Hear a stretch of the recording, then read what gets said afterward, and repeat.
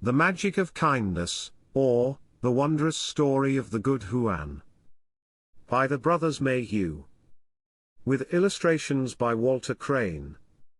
There is goodness, like wild honey, hived in storage nooks and corners of the earth. Quote attributed to Douglas Fairhold. Published in London and New York, 1849 by Cassell, Petter, and Galpin. Preface.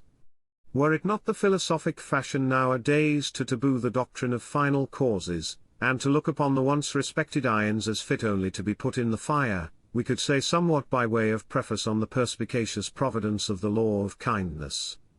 But, in this age of positive philosophy, it is the dandyism of science to believe that birds are hollow-boned, not because they were intended to fly, but that they fly, necessarily, because they are hollow-boned.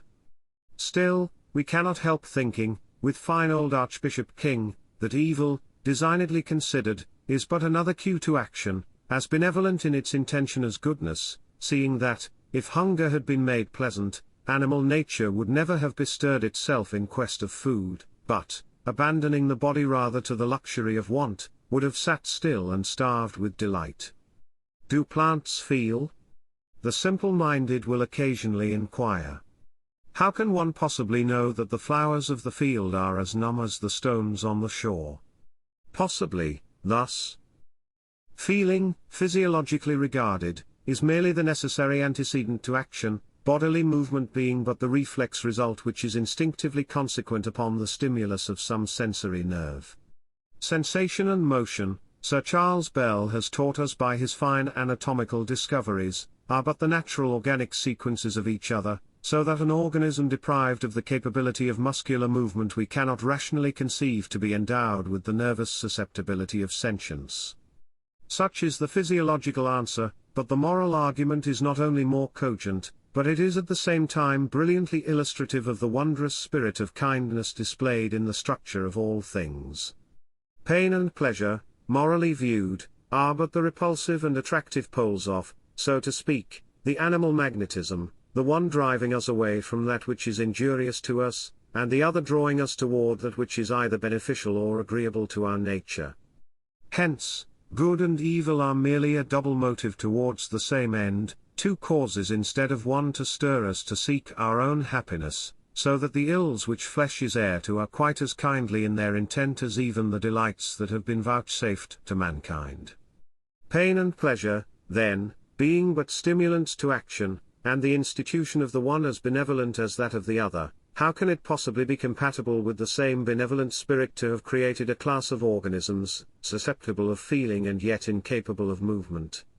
We know, then, that the flowers of the field are as dead to pain or pleasure as the stones on the shore, simply because they are as powerless to avoid the one as they are to seek the other. And this we learn from that gracious law of kindness which is found to pervade all creation, like the music which is ever being hummed by the little pink-lipped shell when cast up from the depths of the ocean. This law of kindness it is the object of the present book not to expound, but to illustrate, by a kind of dramatic representation of the many magic changes which have been wrought by the principle. The book, indeed, is more a matter of fact than of fiction. For, strange to say, though professing to be a tale of enchantment, there is not a fairy transformation in it which has not had its origin in the world without, rather than in the imaginations of the authors. Hence, to prevent the appearance of romancing in this extraordinary little romance, chapter and verse have been given for almost every wonder in it, the authors having to acknowledge how much they have been indebted, in the course of their labour, to Dr. Mackay, for his admirable book upon popular delusions, to Dr. Connolly, the Pinnell of England, for his benevolent treatise on the construction and government of lunatic asylums, and to Mr. Williams's wondrous narrative of his missionary labours in the South Sea Islands. In conclusion, it is but right to add that the creed of kindness is assuredly not a faith which has been taken up hurriedly to serve the purposes of the time, but a profession which the author of London Labour and the London Poor has, in his dealings with the criminal classes, constantly endeavoured to reduce to practice. London, 1849. The Magic of Kindness, or, The Wondrous Story of the Good Huan. Chapter 1. In the days of enchantment lived Ulfilas, the king of Asulon. King Ulfilas was a mighty king. Surrounding nations paid him tribute. Monarchs, far and near, did him homage.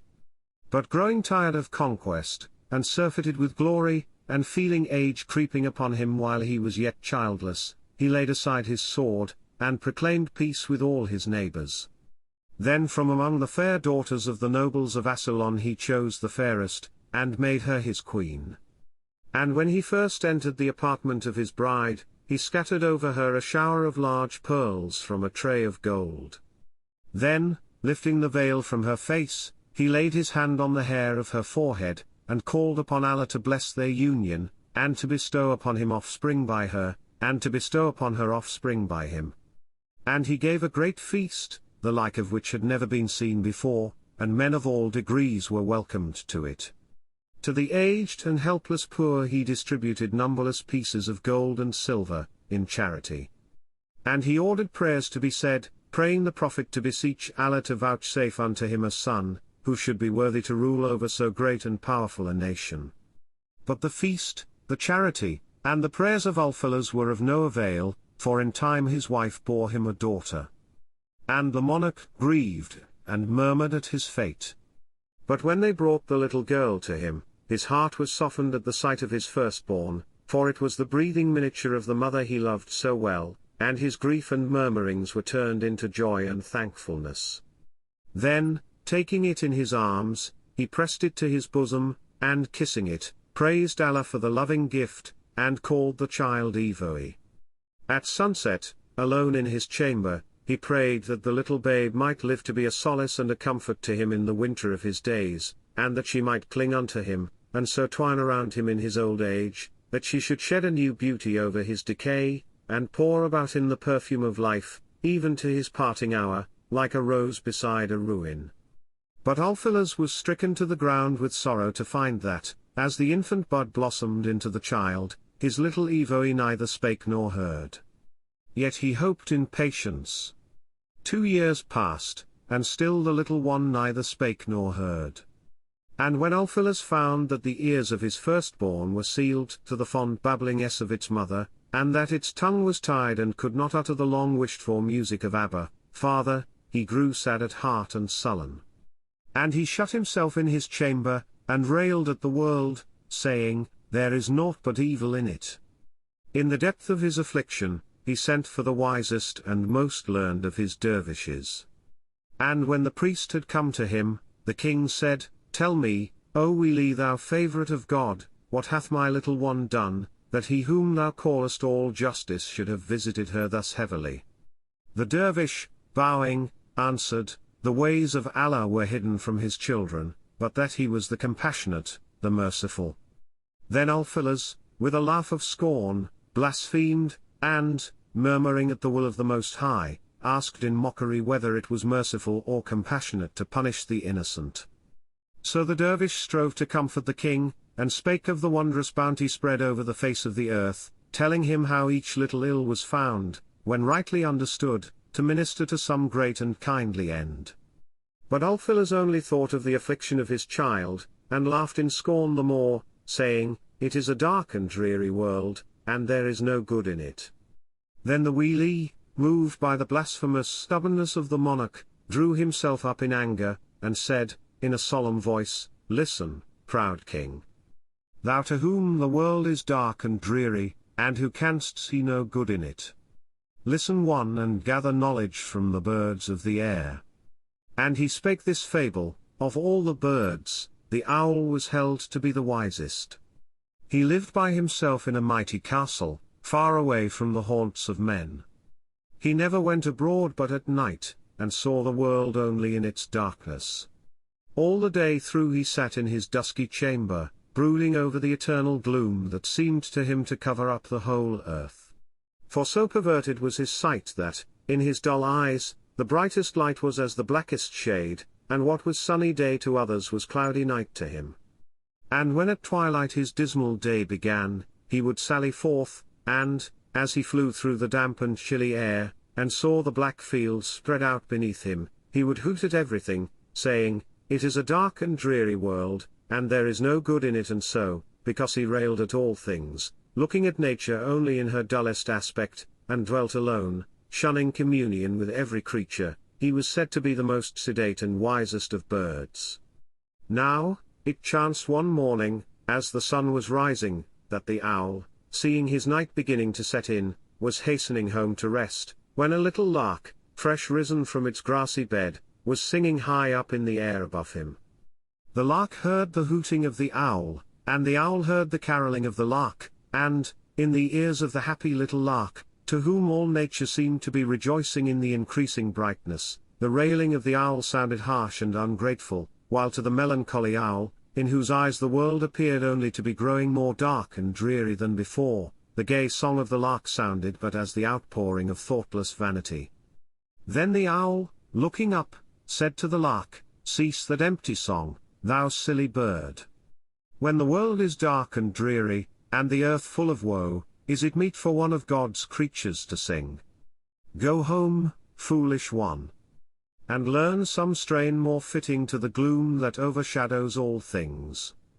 But the little lark, wondering within himself how the owl could see that gloomy which to him appeared bathed in a flood of light, cried down to the owl, saying, "Come up with me. Come up with me? Thou art too close to the earth to see its brightness. Come nearer heaven, and look down upon the beauty spread so bounteously over all things, and then thou wilt sing as joyously as I do, seeing the world is not dark and dreary, nor the earth full of woe." So the owl, with great labor, mounted after the lark.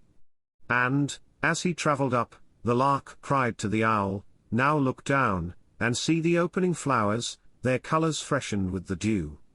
See how they shine in the sun, like a rainbow spread over the earth, as another token of God's loving kindness to man. Look at the rivers, like threads of silver. Look at the cornfields, like plates of gold. Look at the fruit trees, bowed down with their luscious loads, that sparkle like many-coloured gems in the sunshine.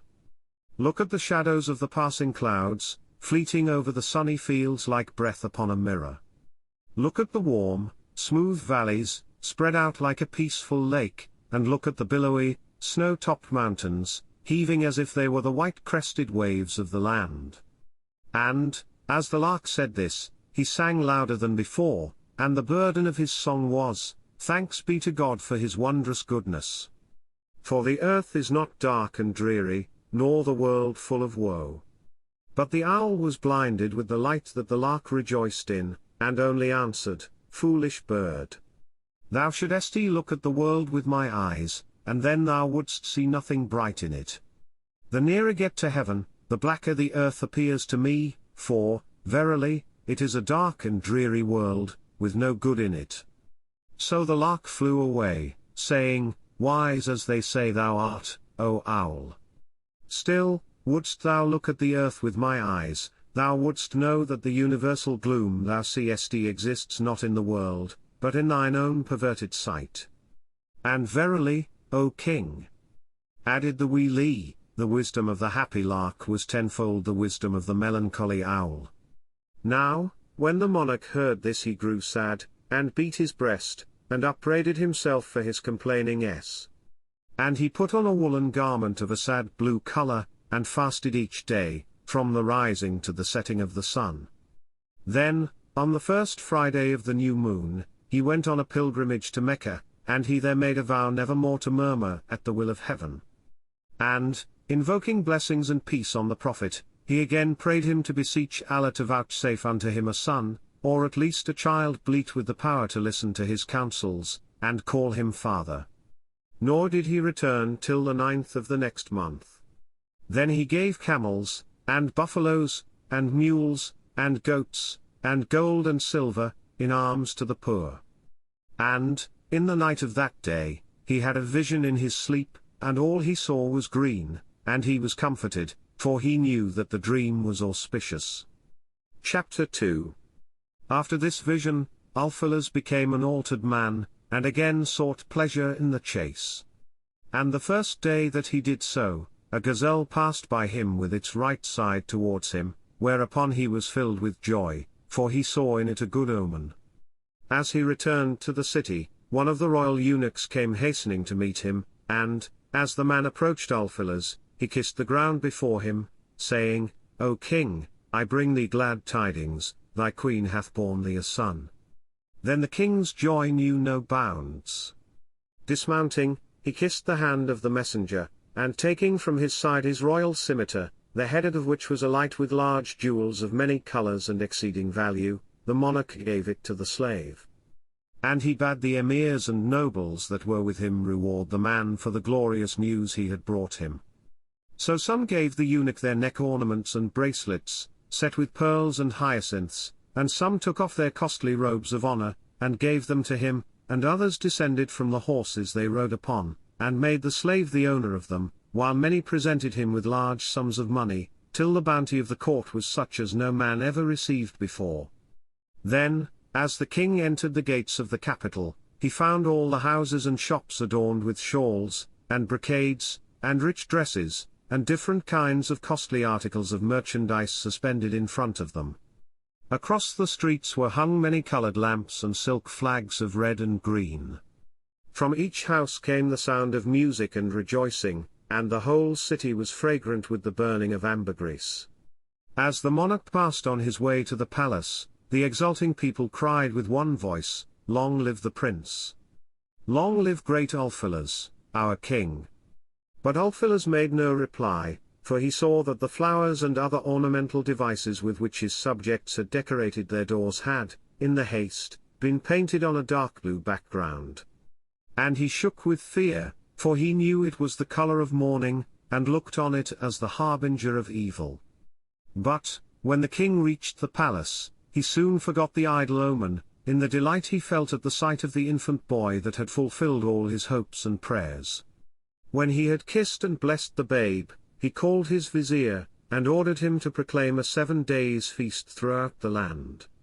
And he commanded that the streets should be canopied over from end to end, and the city decorated and lighted with lamps, countless as the stars, and that fires of aloes and other scented woods should be placed in all the public ways, and that the shops should be closed neither night nor day. Then he ordered that kitchens should be set up around the city walls, and that all kinds of viands should be cooked there, both by day and by night, and that all who were in the city, and that all who were in the country around, far and near, should eat and drink, and carry home to their houses. And he directed that every one who was in the prisons, both the criminal and the debtor, should be set free. And, after this, he published an edict that he would receive no tribute for 3 years to come from such as lived by the labour of their hands, and he made over to the poor the remainder of the tribute, that should be paid him by the nobles and merchants during that time. But scarcely had the feast begun, than she who bore the king his son died, and Ulfilas bowed down his head like a reed in the storm. Then the countless lamps were extinguished and the fires of aloes wood put out, and the brief revelry of the city gave way to long sorrowing. And the broken-hearted king had the walls of his chamber smeared over with woad. And he cast off his robes of bright colours, and wore nothing but woolen garments of a sad, sombre hue. And the gold-worked cushions and the rich embroidered coverings of his divans were placed face downwards, and the carpets were turned with their patterns to the ground. And the old monarch wept like a child over his infant son, saying, "If this bereavement be a loss to me, how much greater a loss is it to thee, my poor little one? If the cup of joy has been dashed from my lips, has not the fountain of life been snatched from thine? Who shall be a mother to thee? Who shall tend and watch over thy babyhood as she would have tended and watched over thee? Thee, in whom I have longed to see her gentleness mingled with my rougher nature. But, alas! No sooner art thou sent unto me, than she, the gentle one, is torn from me, and both of us are robbed of our greatest treasure. While I could not spare her for past happiness, thou wouldst not spare her for happiness to come." Then the king sent out messengers to all the country round, to seek a fitting foster mother for the young prince, whom he named Aleph, for he said, "He shall be a great leader among men." But the messengers found not any to please the king, and he bade them go forth again, and seek the healthiest matron in all his dominions, so that his royal son might grow into a stalwart man, as vigorous in body as in mind, and be blessed with a frame fit for the fatigues of conquest. At length the messengers returned, bringing with them the robust and comely wife of Ergaster the labourer, with her infant son Huan in her arms and her little daughter Anthe at her side, as proofs of the justness of their choice. When the king saw the dame's sunburnt face, ruddy as a ripe apple, and beheld the firm and round limbs of the infant boy, the flesh plumped out with exuberance of health, and when he gazed upon the rustic beauty of the little girl Anthe, with her dimpled cheeks, dyed crimson with the hues of morning and yet fair as rose leaves steeped in milk, and her full eyes, blue and clear and deep as the sea far away from land, and her long, loose hair, golden and wavy as a cornfield in autumn, he commended his messengers for the choice they had made, and doubled the sum they had promised the matron for her nurture of the prince. Then the pretty little Anthe and the still sleeping Huan were taken back to their home, while the mother remained behind, to nourish the royal Aleph with the milk that nature had vouchsafed for the nourishment of her own little one. Chapter 3. As the infant prince waxed stronger and stronger with the sustenance of Huan's mother, the little peasant boy grew weaker and weaker from the want of it, so that, as the limbs of the king's son became plump and firm, the muscles of the labourer's child became flaccid and pitted with the touch, and his bones grew soft and bent under him, as he tried to use his little feet. And when 2 summers had passed, and the royal Aleph was taken from the breast, the mother left the monarch's boy a little lion in strength, and returned home, to find her own child with his right leg withered, and crippled for life. Summer after summer rolled on, and still the labourer's son, though a youth in years, was a babe in strength and helplessness. Then his father, Ergaster, began to see that the lad would always be a burthen on his labour, and that, where other men like him found their boys adding to the weekly wealth, his could only take from it, and ever remain a useless drone in the busy hive. And as he contrasted the deformity of the cripple Huan with the fair proportions of the pretty Anthe, and glanced from the comeliness of the girl to the unseemliness of the boy, he grew more and more fond of the one, and more neglectful of the other, until at length he got to spoil the maid and spurn the lad, loving to see the little damsel decked out in all the gaudy finery he could afford to lavish on her, and leaving the locust boy to crawl about in rags. At nightfall, on his return from labour, Ergaster had always a kiss and a kind word for the one, and a cuff and a harsh word for the other. And when it was holiday time, and pleasure led him to the city, he would take his little rosebud Anthe with him, and leave the good-for-nothing Huan to sit, as usual, on the doorstep, basking in the sun. Then the father's bosom would swell with pride to hear the flattering things that were sure to be said of the loveliness of his girl, and his heart sink within him when his friends asked with pity after his poor afflicted boy. So things went on, the labourer ever praising his darling beauty, and muttering at the poor cripple, till the once artless little girl grew, poor thing, into the vain, coquettish maid, and the neglected boy became moody and sullen, and moped his sportless youth away, so that, while yet a frolicsome lad in years, he was a morose old man in habit and in heart. Nor was the premature moroseness of poor Huan to be wondered at. He had hardly heard a word of loving kindness from his cradle, unless, indeed, it came from passing strangers, who pitied him as they noticed the poor cripple moping on the threshold. For, while his father only saw in the helplessness of the lad an everlasting tax upon his labour, and was ever taunting the wretched boy with his infirmities, his mother, though less harsh, was scarcely more kind.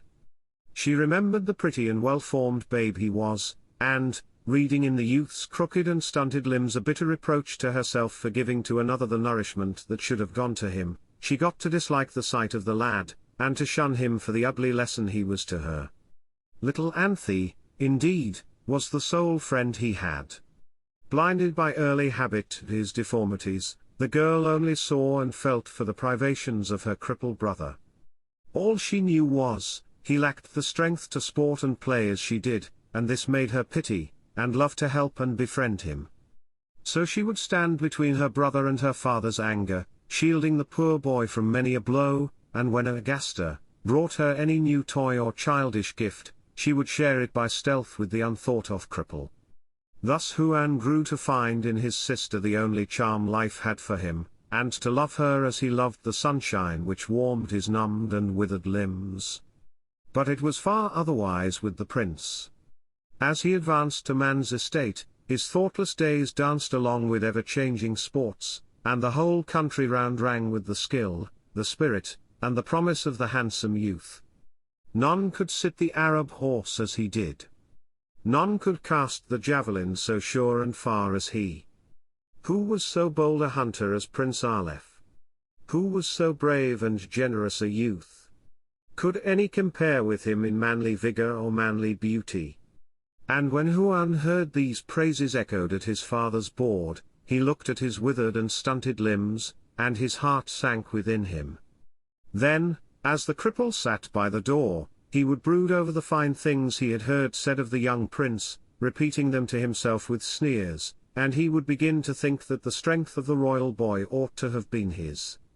And he would mutter to himself, "It was the milk that should have been mine that gave this manly vigor and this manly beauty to his frame.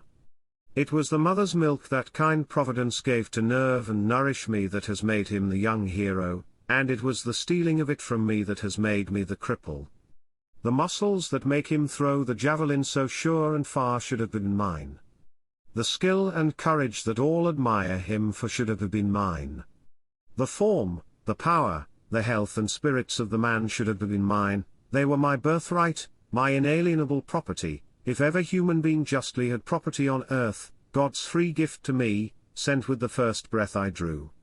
Yes, all in common honesty were mine, and in common justice should be mine still. But, robbed of them, what a helpless beggar am I left, doomed to eat the food I long, but want the power, to earn. A hideous cripple. A cripple. When the labor of my muscles was all I had wherewith to get a living for myself. The chord once struck, vibrated and vibrated in the wretched Huan's bosom, until, at length, he would sit day after day in the sunshine, listening to its solemn and melancholy music. So, in time, he got to hate the royal youth, as one who had done him some deadly wrong, and he loved to nurse bitter and savage thoughts against young Aleph, while each harsh word and cuff Huan got he would add, in his own mind, to the long score of suffering he owed the prince. Sometimes the happy Aleph, on his way to the chase or returning from it, would stop at the laborer's cot, to say a passing word of greeting to his foster mother, or else to take another glance at the budding beauty of the graceful Anthe. Then Huan would look at him from under his brows, and run his eyes askant up and down the well-knit form of the noble lad, and he would look on the prince with a grin of delight, as if in him he saw himself as he ought to have been. And he would think that such as Aleph was Huan would have been too, had not the thews and sinews of that very form been pilfered from him before he was able to raise even a voice against the wrong. And when the prince spoke kindly to the cripple, and looked at him with pity, as indeed he seldom failed to do, Huan would sneer, and mutter to himself from between his teeth, "By right should be the pitier." Chapter 4. When the royal youth had grown a man, his proud father gave him the sword and suit of Davidson mail with which he himself had so often carved his way to victory, and, placing him at the head of his troops, he blessed the stripling chief, and bade him go forth with them, and make his enemies bend the knee to Aleph as they once had bent the knee to Ulfilas. And when the news came of his boy's first victory, the exulting monarch made the whole city merry with his lavish bounty, and on the poets that sang the prince's praises Ulfilas bestowed dresses of honor of exceeding splendor and great value, and gold-embroidered turbans, and neck rings and bracelets set with jewels. Then, on the return of the beardless hero, his father hugged him to his swelling bosom, and wept over him with joy.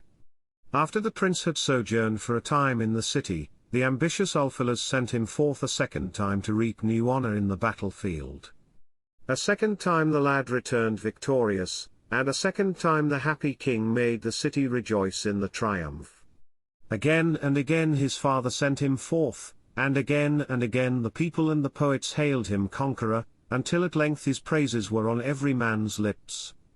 Old warriors wondered at the prowess of the lad, and maidens loved to listen to the story of his battles. The nation almost worshipped the warrior boy for the glory of his deeds, and all, without a murmur, poured forth their share of the tribute, though each fresh conquest nearly doubled the sum required at their hands. Then Ergaster, the laborer, who, burdened as he was with the cripple Huan, had before found it hard, out of his little earnings to furnish his share of the tribute money, and still dress his pretty daughter as he loved to see her, now felt the payments of the tax fall so heavy, and come round so often, that he began to see he must forego all further finery for his pet girl, at least, so long as he was cursed with that locust, good-for-nothing son of his. And when he beheld the once smart Anthe clad in garments as plain and humble as the daughters of his neighbors, he began to wish his cripple boy were dead, and to grudge him each crust he saw him eat. Then, as Ergaster was alone at his work, he would think to himself, if that drone of his were dead and gone, how happy he might be at home with the money the fellow took to keep him, saying, he would no longer feel ashamed then, as he did now, to take his darling Anthe to the city with him of a holiday. Thus he would pass day after day, until he got to harbour ugly thoughts against the wretched cripple, and pray Allah it would please him to remove the hateful burthen from his back. At length he made up his mind that the boy should at least try to do something for what he ate. Surely he could tend swine, there wasn't much labour in that, at any rate, and it would be teaching him he wasn't to fatten upon the bread of idleness all his life, but must begin to look about for himself a little, instead of lolling and dozing the whole day through in the sun, as he did. So, on the morrow, the labourer placed his son on his mule, and journeyed with him and the herd into the forest. And when he had reached the heart of it, he helped the lad down, and giving him his crutch, bade him let him see whether he couldn't do something for his living. But the poor cripple limped in vain after the swine. His unnerved limbs soon began to fail him, and crying and sinking with fatigue, he leant against a tree, while the herd went straggling on. When his father saw how unequal the lad was to the task, and how utterly useless the cripple was, he grew savage, and swore at him, and tried to cuff him on. At length, finding even this of no avail, he turned round more savage than before, and, gathering the herd, told the frighted boy that he might hobble home as best as he could, and went his way, leaving the poor helpless wretch alone in the forest. As Huan saw his father's form disappear among the trees, and heard the grunting of the departing swine grow fainter and fainter in the distance, he cried after him, "Father! Father! Father!" Each cry growing louder and louder with his fear. Nearly wild with fright, he took to his crutch once more, and limped after him, till his weak and aching muscles refused to carry him.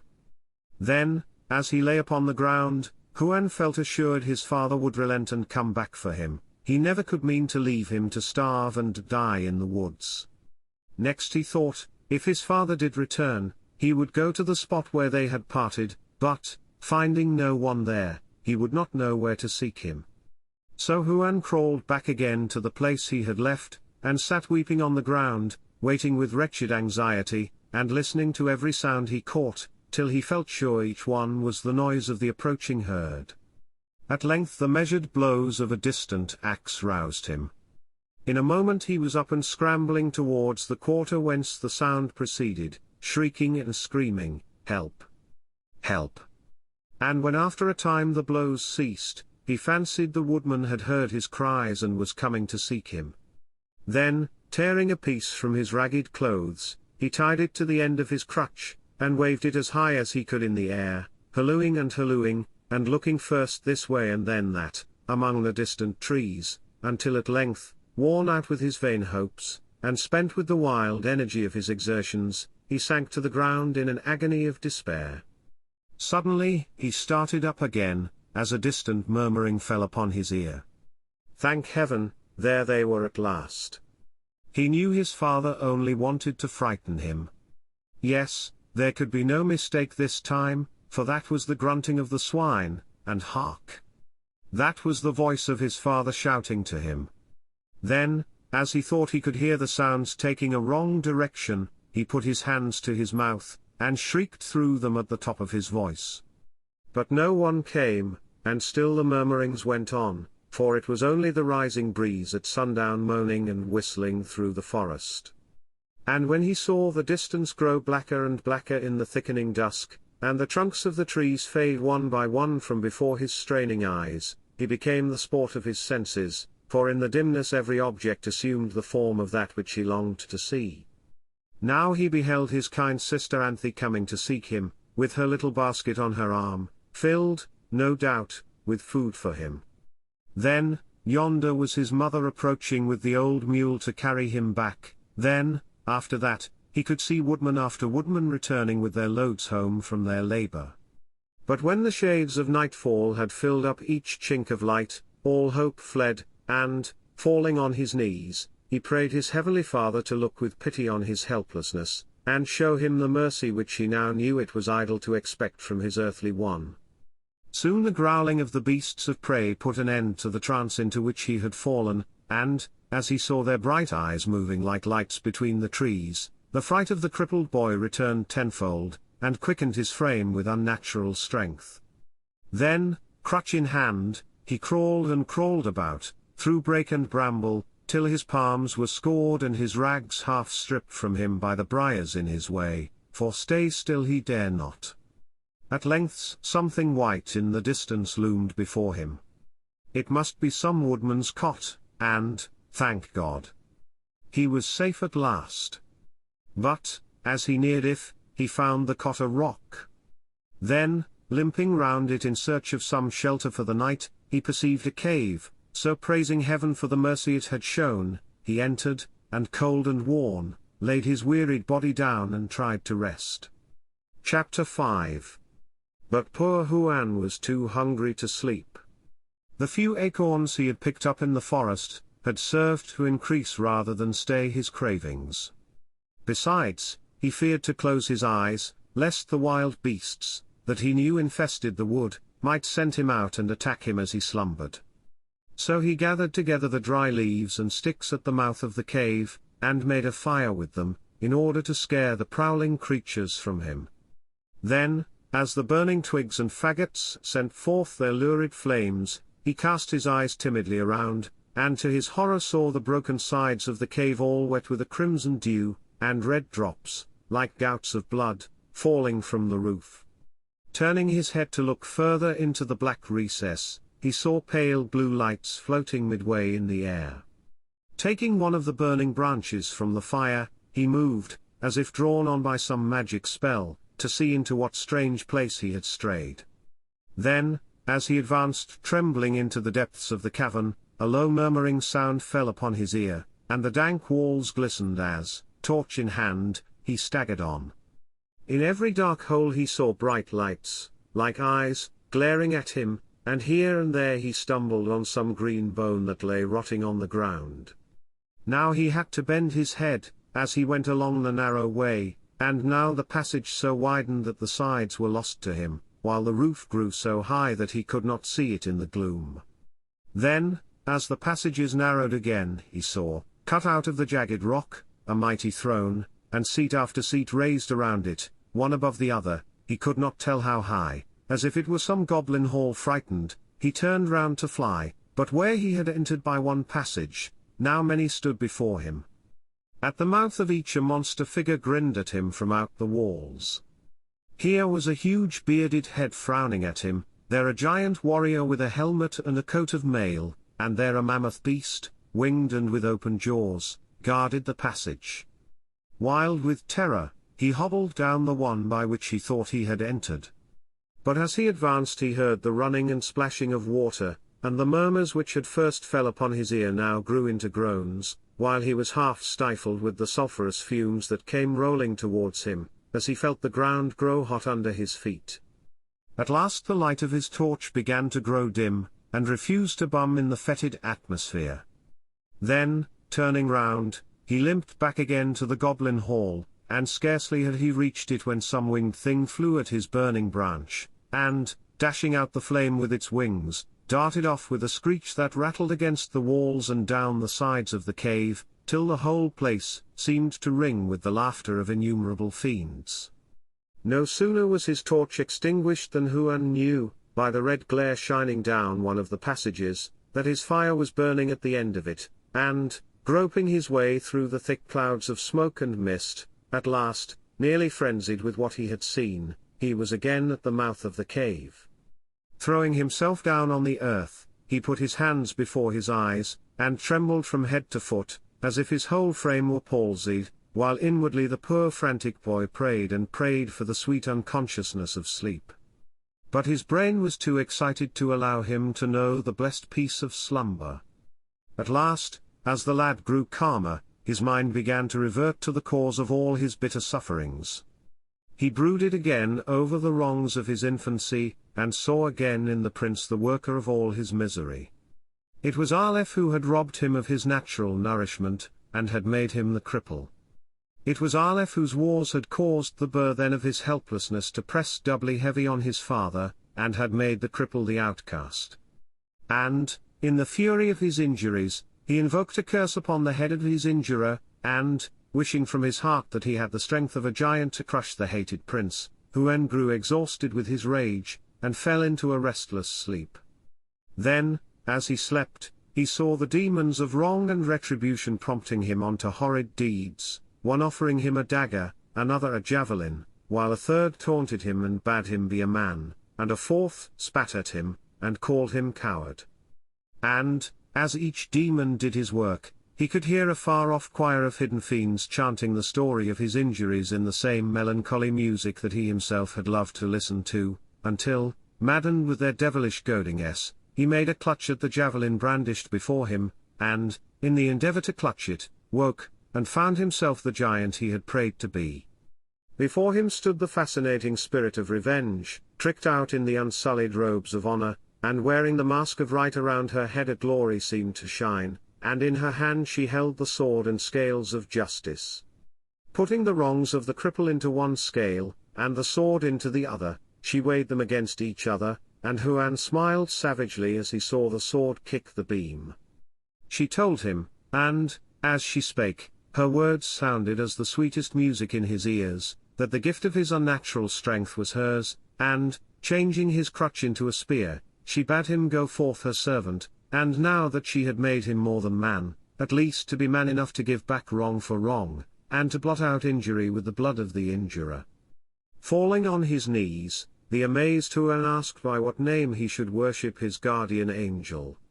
Whereupon the spirit spake as follows: of the blind goddess Justice there were born 2 children. The one was fair and golden-haired as the morning, the other dark and black-eyed as the daughters of the east. The fair one was weak and gentle like the lamb, the dark one proud-spirited, and dauntless as the lion. And the fair and gentle maid they named Forgiveness, while her dark proud sister they called Revenge. When the 2 had grown up to womanhood, their blind mother called them to her side, and, having blessed them, bade them say which of her possessions she should bestow upon them as their dower. To her eldest child, Revenge, she gave the first choice. And the dark damsel asked for the sword wherewith to protect the injured and punish the injurer. But gentle Forgiveness, falling on her knees, besought her mother that she might inherit her blindness as her portion, so that, being blind, she might be merciful to erring man. Then Justice, turning to her younger child, said, Thou hast chosen rightly, my gentle one, for whereas thy sterner sister hath asked of me that which was given to me by man, thou hast desired of me that which was given to me by God. Then Revenge, jealous of her sister's praise, parted from Forgiveness for ever, and went abroad to see which of the 2 would win most favor among the sons of the earth. Wherever she went, high and low, noble and ignoble, bent the knee and worshipped her. And to those who sought her aid she gave such strength and courage, and spoke so winningly, and looked so like her mother, that men mistook her for Justice herself. At her bidding, nation warred against nation, for she preached the captivating creed of blood for blood, until men blessed the sword, and the fairest of the land admired him the most who wielded it the best. So that, when at length Forgiveness came, and strove to teach a gentler doctrine to mankind, they spurned her for her blindness and her weakness, and those that listened to her counsels they branded as cowards, while those that slew the most they praised as heroes. Dost thou know me now? the spirit asked, as Huan lifted up his clasped hands in adoration of her. I do. He cried, I do. Thou art the proud spirit of Re. Hush! She exclaimed, before the word had passed his lips. On earth they call me honor, in heaven alone I am known as revenge. Huan was about to swear eternal devotion to the spirit, but, before the oath had left his lips he was alone again in the cave. Then, for the first time, he felt a vigor in all his limbs, and the hot blood of youth dancing and tingling in his veins. Now he chuckled with the new delight, and now he toyed with his spear, till his bosom rose and fell, as he thought of the havoc he would make with it.